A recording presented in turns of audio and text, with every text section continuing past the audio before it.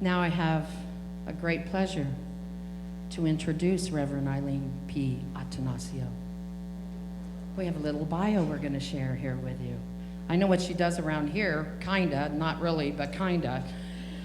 But she's a lot bigger than her presence here on Inner Light Ministries. So, Eileen graduated from the Interfaith Seminary and was ordained as an interfaith minister in 2001 and recently celebrated her 18-year anniversary. She has been the teen minister at Inner Light for 15 plus years. Reverend Eileen also does private spiritual coaching and mentoring via Zoom if you're not local. Some things you may not know about her. She's been an emergency medic on an ambulance, and she was one of 2 women at that time that drove the fire truck. You go, girl. She was a special education teacher, and now, besides a minister, the last 27 years, she has had a private practice of rehabilitation and massage in treating any and all sorts of trauma, including anxiety, stress, weight loss, self-care, and physical injuries, with offices in Los Gatos and Santa Cruz. She calls herself a spiritual athlete and loves to be a bridge in bringing people and communities together. Reverend Eileen believes that everything in life is a sign from God, from life, from the universe, and a mirror to learn from. Her passion is spiritual growth and empowering youth. No, she doesn't have children, yet she considers all the young people of the world to be her kids. So without further ado, help me welcome Reverend Eileen Attanasio.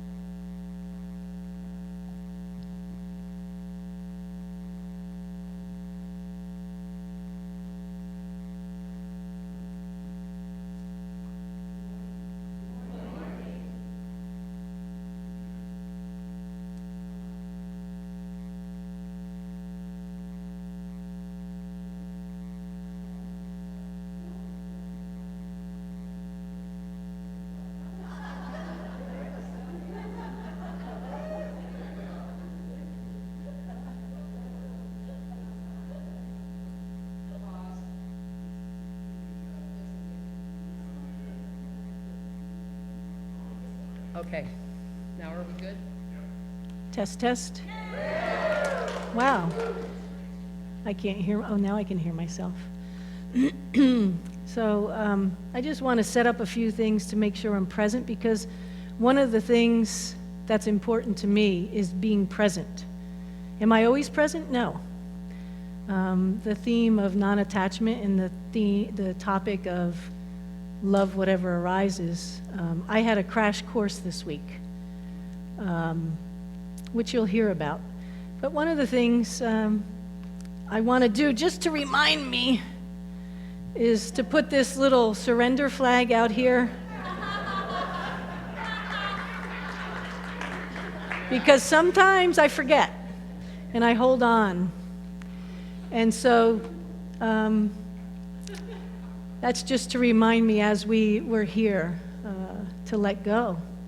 And it's so much easier just to let go than it is to hold on. But somehow this week, I don't know where you guys have been. I've been waiting for you. I've been here for about a week and a half. I've been everywhere. I've been here, but everywhere else, right? And so I really got tapped into that I wasn't present.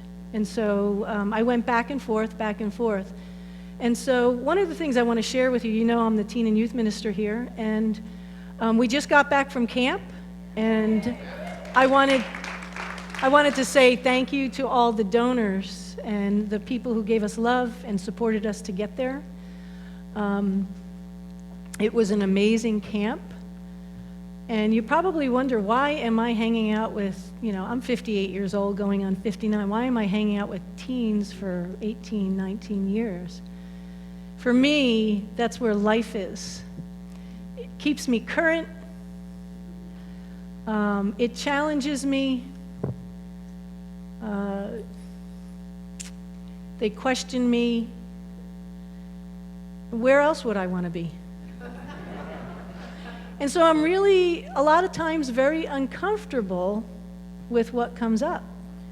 And so, for example, one of the things that's happened in the room, 18 years ago, we introduced ourselves. Hi, my name is Eileen. I go to the School of Life. That's it, right? Today, we start with, hi, my name's Eileen. I prefer she, her pronouns. Another person, I prefer he, him pronouns. Another person, I prefer they, them. Well, wait a minute, they, them? Is that grammatically correct? And so this just continues. So it keeps me very current to what's going on in life, and that's why I love it. They like to play, which I love to do. And we had another thing, I guess it was about 14 years ago. Someone approached me. We were filling out, at that time, we filled out paper forms.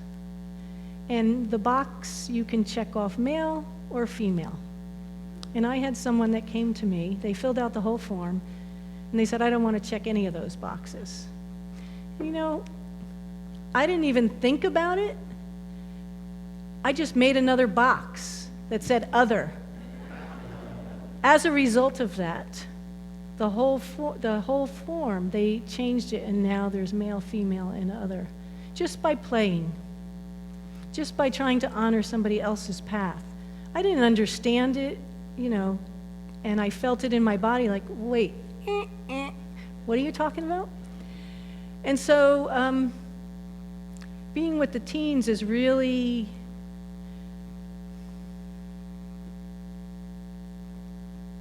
a crash course in non-attachment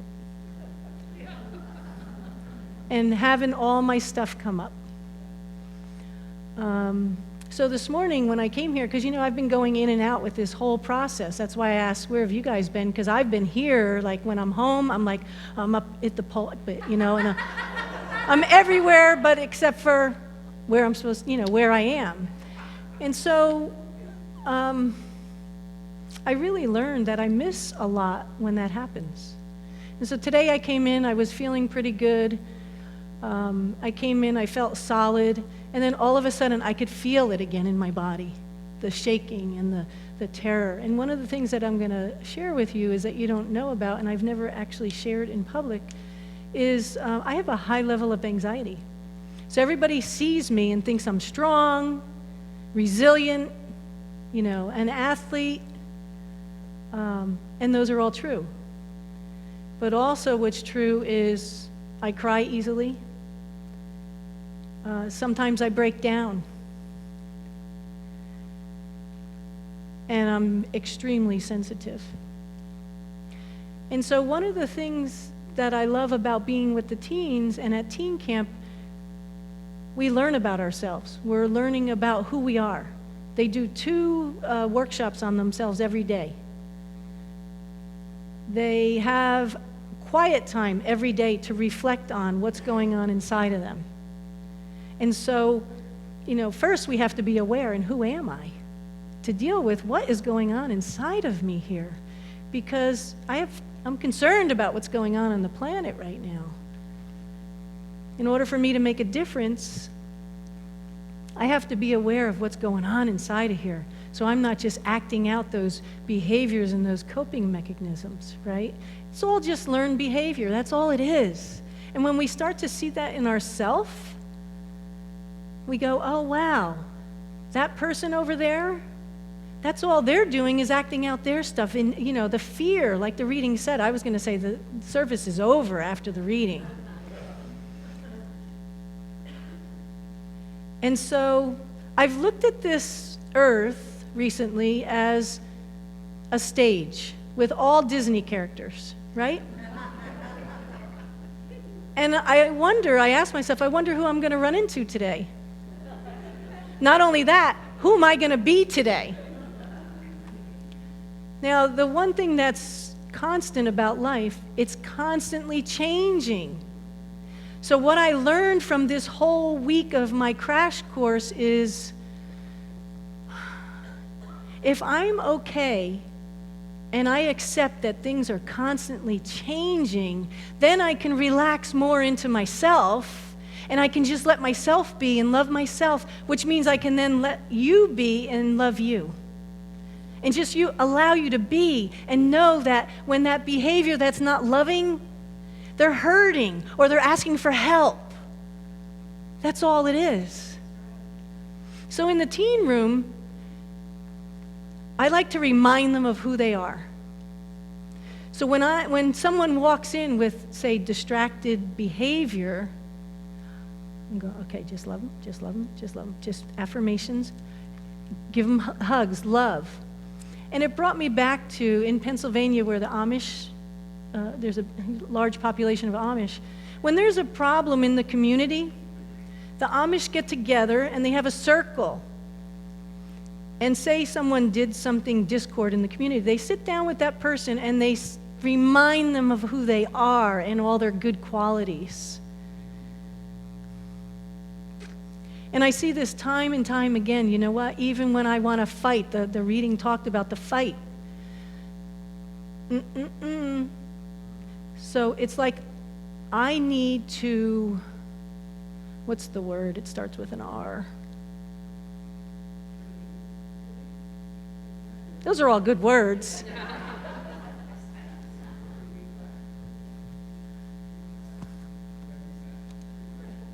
Keep going. Regulate myself. I didn't even use my notes. Regulate myself. So even though I may want to act out, even though I may act out, I get to look at that. I look at everything as a sign. I look at everything as a lesson. I look at everything as an opportunity to grow and heal and learn. Then I can take that forward in life and hopefully do perhaps a little bit different than maybe I did with you or you.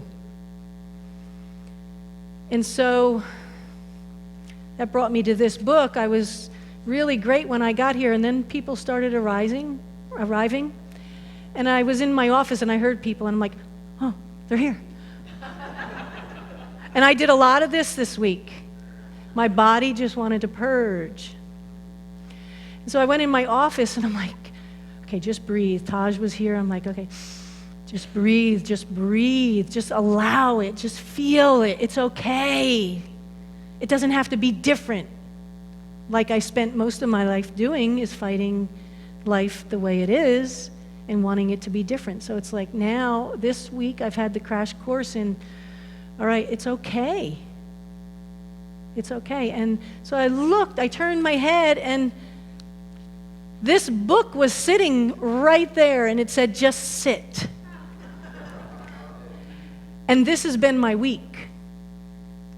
But I have to tell you, the terror that was filling me. Now, I've spoken in front of hundreds and hundreds of teens and adults and things, but something, I don't know what happened here, but it doesn't matter. I don't have to figure it out. I just have to feel it out.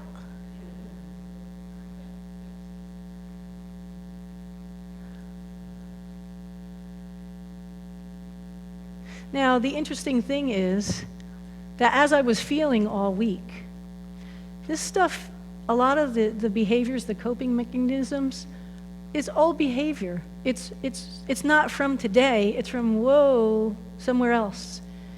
Typically, our childhoods, right?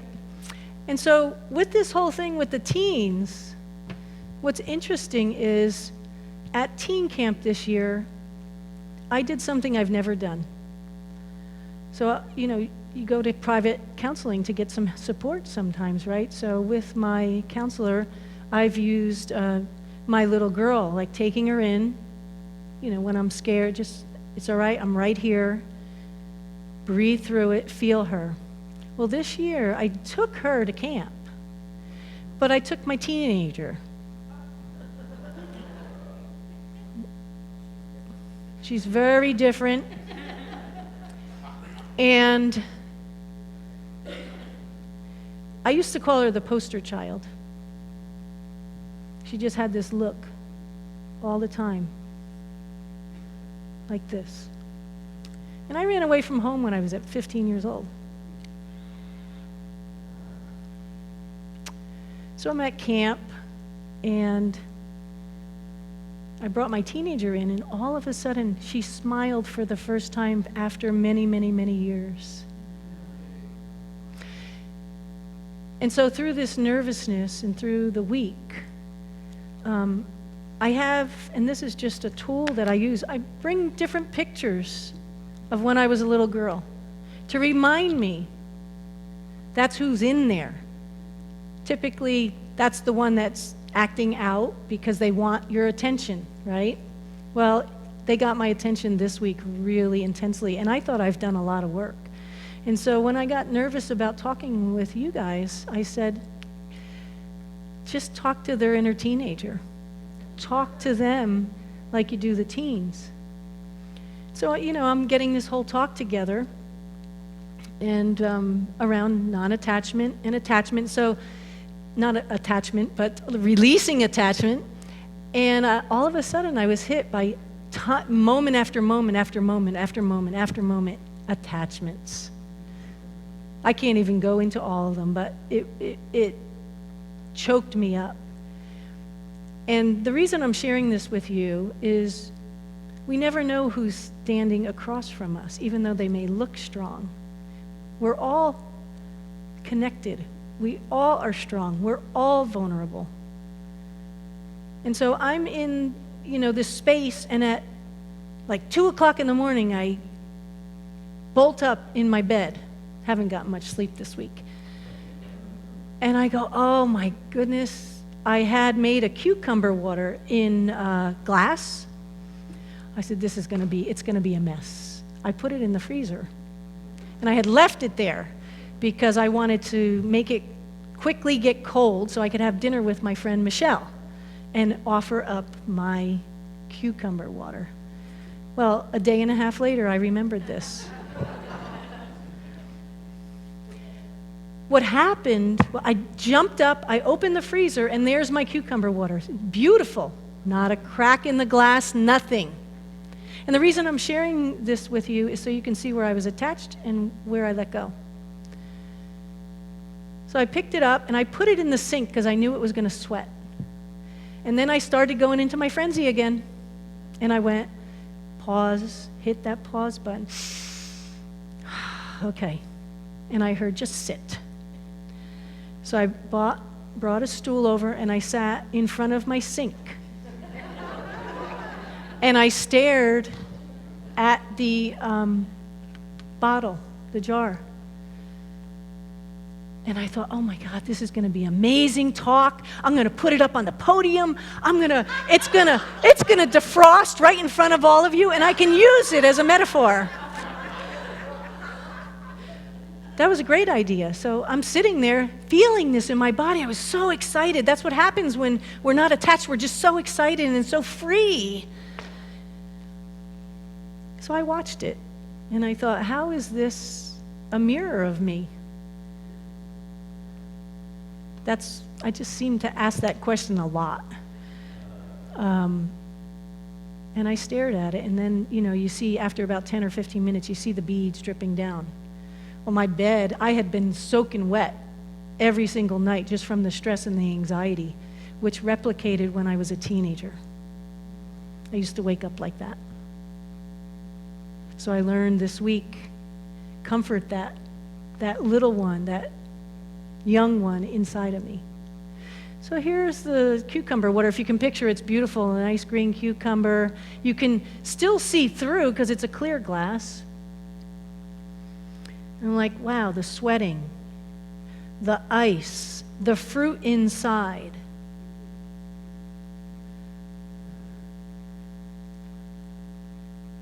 And then I heard, do you see? You were the ice. You are the ice. And that's my resistance in my teen was like, I'm out of here, I'm this, very, very, pretty resistant and combative. Because the littler one was trying to say, hey, this all isn't making sense to me. This is a loving world. We're not being loving to each other over here. What's going on? Right? So that little girl was trying to find her way. And then I realized, how I'm here and how am I seen here. And, sometimes you see me as open, but it's not always like that. Sometimes you might see me as closed. So I decided I'm going to put this thing back in the freezer and then I'm going to bring it today.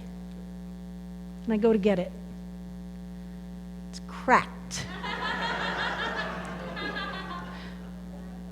So I was like all excited. Oh, wow, the perfect metaphor to, are you kidding me?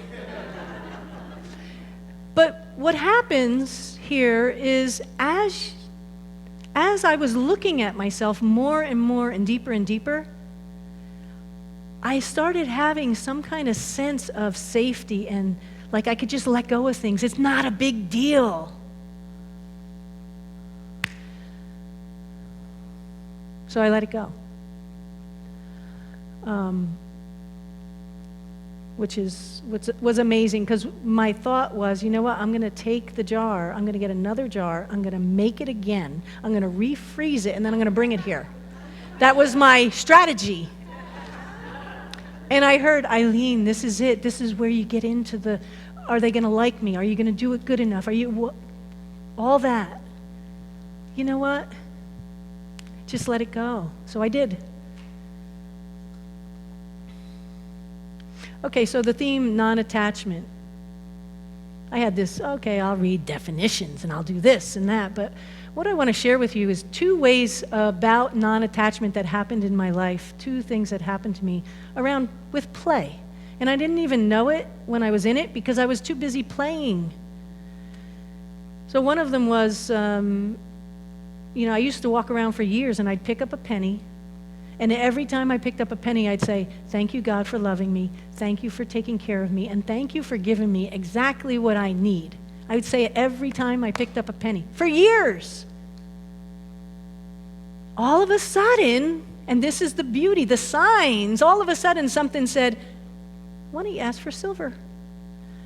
What's with this penny thing? Let's do silver coins. So immediately, later that day, I go, hey, what about silver? Like all this penny stuff. This is years later. Now I see, dime was the first one, a quarter, a nickel. Well, then I'm like, this got my attention. Hey, what about dollar bill? What about, I kid you not, I said that, this was like 15 years ago when I lived with Nina. And I went for a run, and it was raining. And I'm running right down here on Soquel Avenue. And I pass a bush, and I see a crumpled up something. And I went in, and I got it, and I took it out, and I uncrumpled it. It was a dollar bill.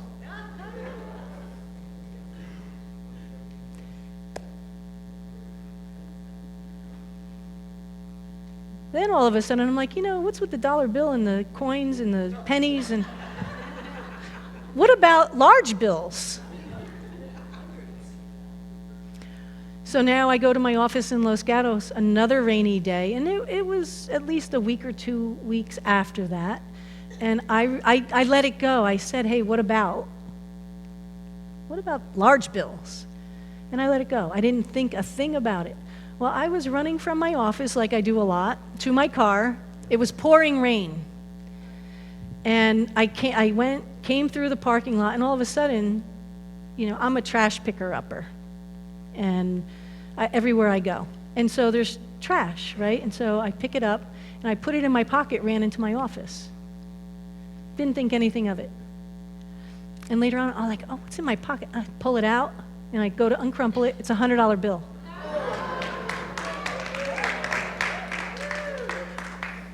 The reason I'm sharing this, wait till the next one. Because it was like, when I think about it, it's like, look at what's available.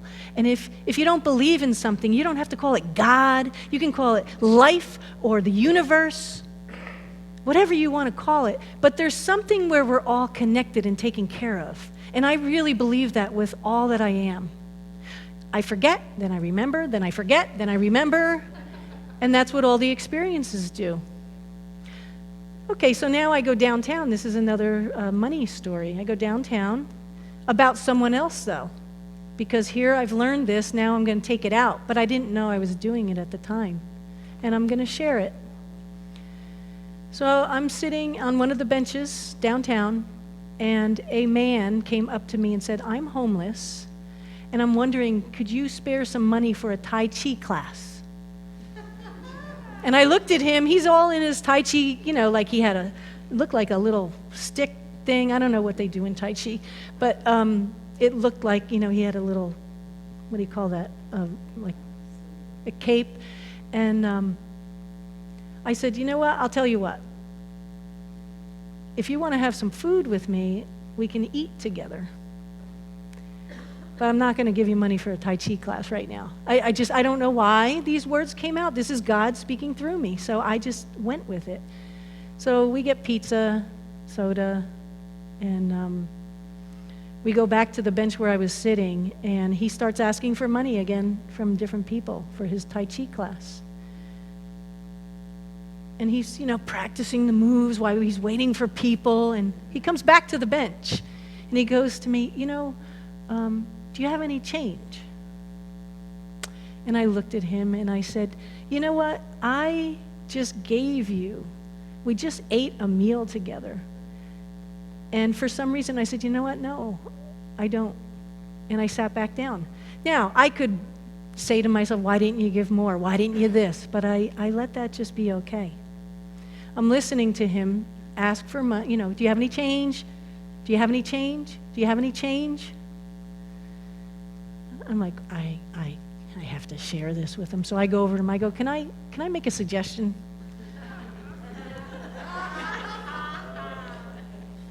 True story. And so I said, you're asking for change. And that's what everybody's reaching in their pocket for. I said, why don't you try a $1 bill? The next 5 people, except for one person who didn't have any money, the next 5 people, they didn't reach in, they reached in their bag or whatever it was, and they pulled out their wallet and went and gave him a $1 bill. So I'm watching this, and he comes over to me. He goes, you know what? I think I'm going to try for a hotel room tonight.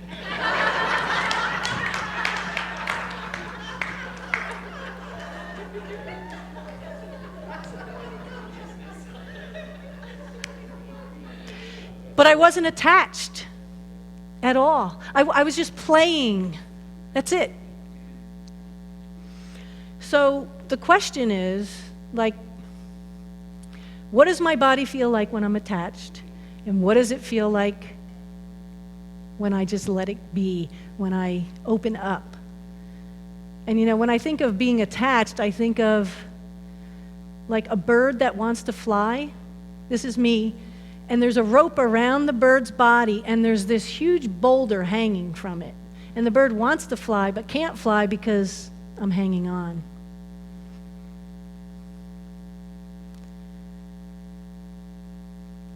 I'm just curious, what does that feel like? When you know you're hanging on in your body, what does that feel like? Just notice for a second.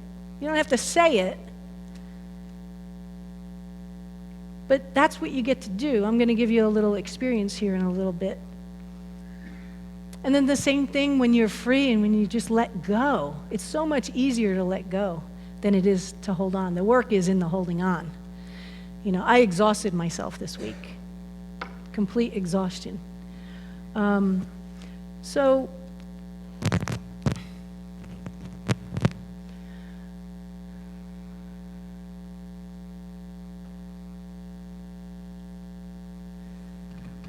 with this control, it's like I'm trying to hang on to something. I'm trying to control it. I want it to be different than it is. And I'm trying also to fill a void inside of me. That little girl that wants love, that teenager that just wants attention. It's all inside of us. Every one of you have it inside of you. Every single one. I really believe that with all my heart. And so it's just about, okay, let's look at the control and what do we do? These are all opportunities to practice. That's all we're doing. We're practicing with one another.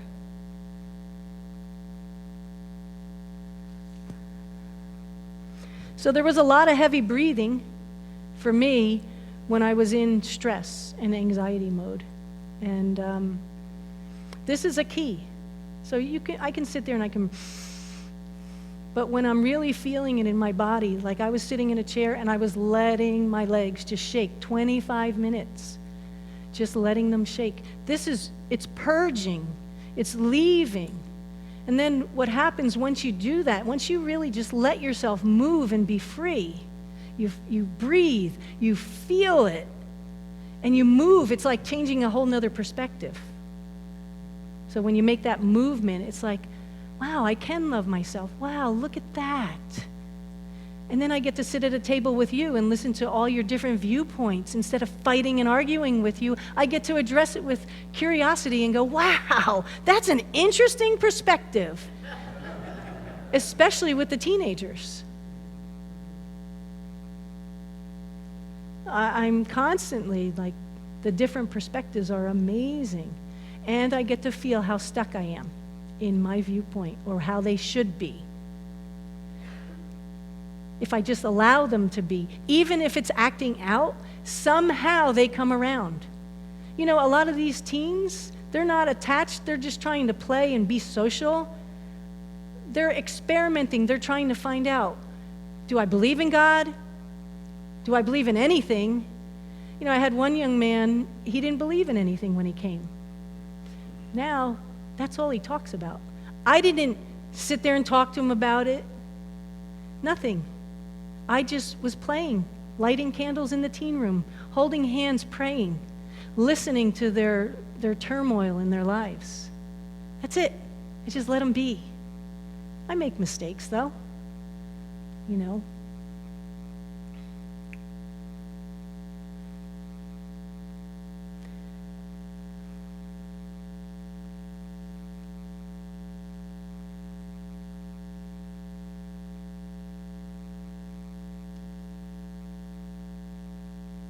So you hear and feel that?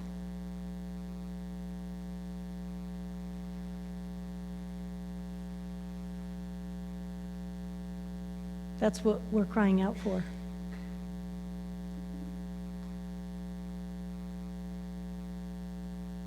I used to get really a little bit pissy whenever there were distractions. But that's just it. It's trying to say, bring yourself back home so I can be with the distractions and the noise.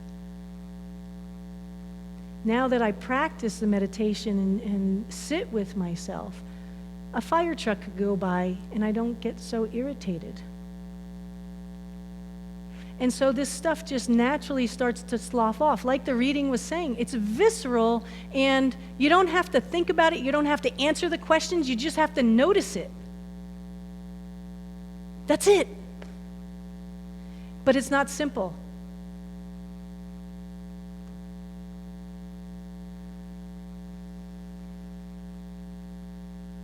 So the one attachment, the one where it was like the biggest attachment in life, my life, was with my mother. It's a strong attachment to be bonded with your mother. And my mother died of ALS. And it's been a while, and I still get upset with life sometimes about it because I really miss her. And I wasn't present at times, and I didn't pay attention. Yeah, I was there. I was taking care of her. I flew to New Jersey 3 times a month.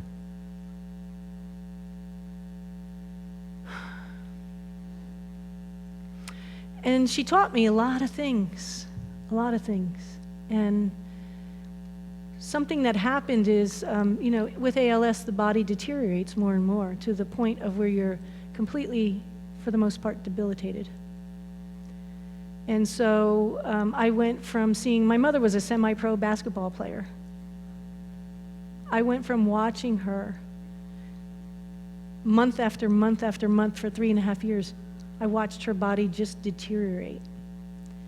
Did I want to run? Absolutely.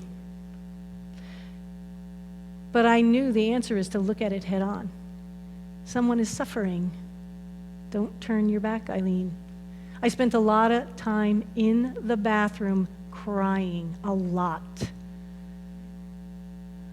Because all my teenage stuff came up because, of course, my dad and I were trying to take care of my mom.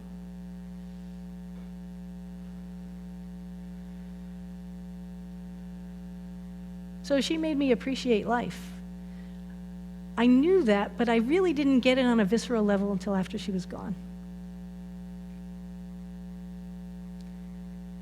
And one day she was in the hospital, and I went up to her, and I had been sleeping in a chair, like all crunched up. She goes, Eileen, she's laying like this. Eileen, why don't you just, she could move her head a little like this and her eyes. Why don't you just lay right here next to me? Now, the bed rail's here, and the bed rail's here. Where am I going to fit, right?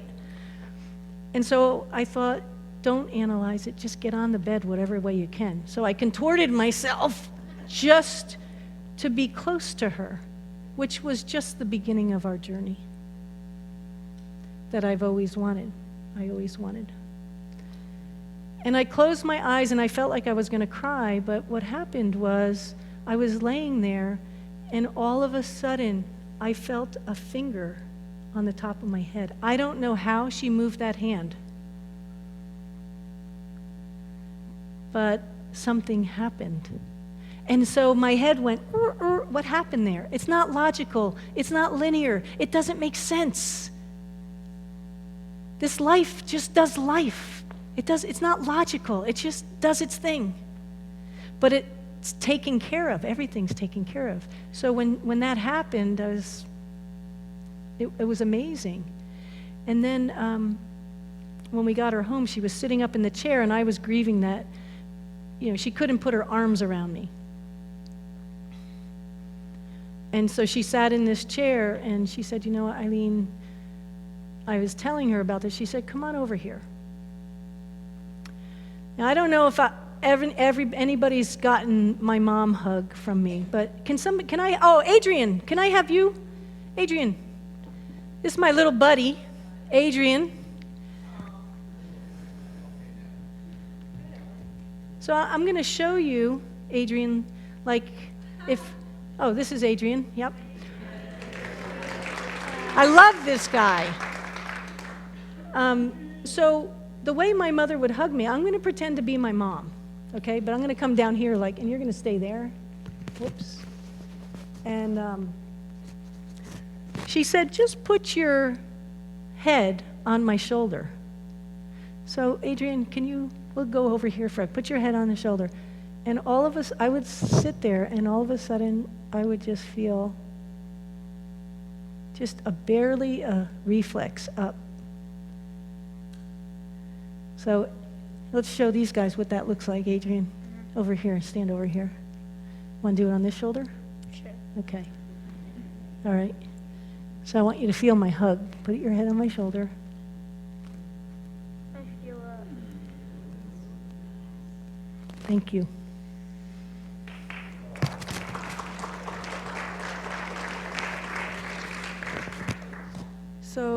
So what happened there was I changed my perspective.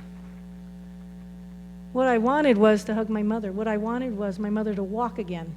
And being a rehab specialist with injuries and accidents and a medic and all that, I was trying to she was laying in the bed, and I would try and pull all the energy, all the ALS out of her.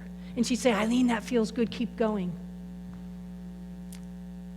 So when she died, I blamed myself, like I didn't do it enough. But I did. You see, I get to readjust now. I wasn't a bad person back there because I was feeling that. It felt bad in my body. So I got to change my perspective with my mom a lot. And what I wanted, and I couldn't have, so I thought. Somehow, I got something that felt like enough, like the little hug. And I invite you all, if you have a moment at some point today, with someone that you know, is to put your head on their shoulder, or put their head on your shoulder, and just give a little, barely emotion. But you see, that's what I mean. There's something in there. It's a privilege for me to stand up here with all my arms and legs working, and thank you. And so this week was a lot of heavy breathing, a lot of thank you, God. Thank you, God, for breaking the jar in the freezer and not being able to bring the prop in. Thank you, for everything. Every block, every wall, I said thank you. I didn't know what I was doing because I've never had it happen so intensely. I just trusted it.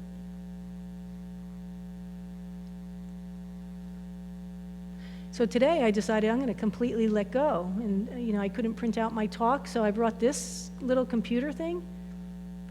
How many times have I gone up to it? Everything we have, everything we need is right here already. I really believe that. And I believe we're all living, breathing, walking, talking prayers. I believe that everything's an altar. That's like my mission. And you know what? When I veer from the mission, like I did this week, I get all tight. I feel it in my body. I get, okay, yeah, I'll be over. And I'm not even present to what I'm doing.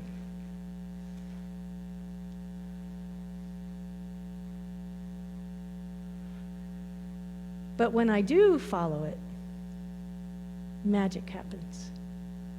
Like at teen camp, I had a young man 3 years ago. I had him in my little family. He comes up to me, Eileen, I'm a living, walking, breathing, walking. How is it again? I'm a living, breathing prayer.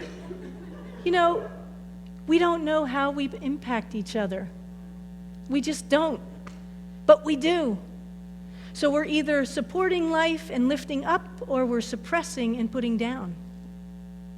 We're either honoring or we're trespassing, as I call it, being of the Catholic faith. Did I even check in over there to make sure you're okay? I'm in communion with you. It's important right now for us to get right with ourselves so we can start collaborating together and make a difference. And for me, the answer is love. And if it's not love, loving, kind, caring, then it's a cry out for help. And however way you need to, go in here or get some support. But it's not blaming them and what they did. It's not pointing the finger. I do it all the time. I point the finger, and then I go home and I go, oh, because I feel it in my body. I go home, what happened there? And then I sit with it.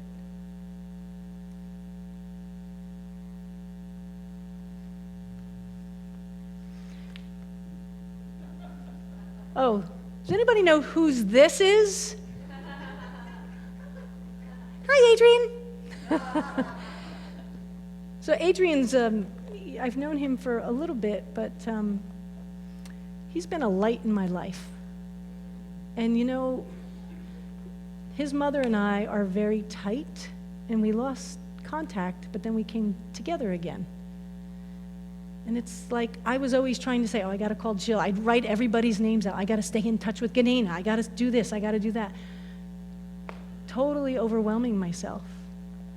And when I just let go and I see the signs in front of me and I see I'm taken care of, something happens.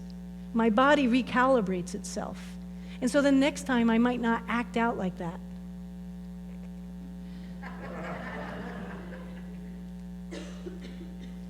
So your mom told me that I could have this, or do you want it back? I can? Okay.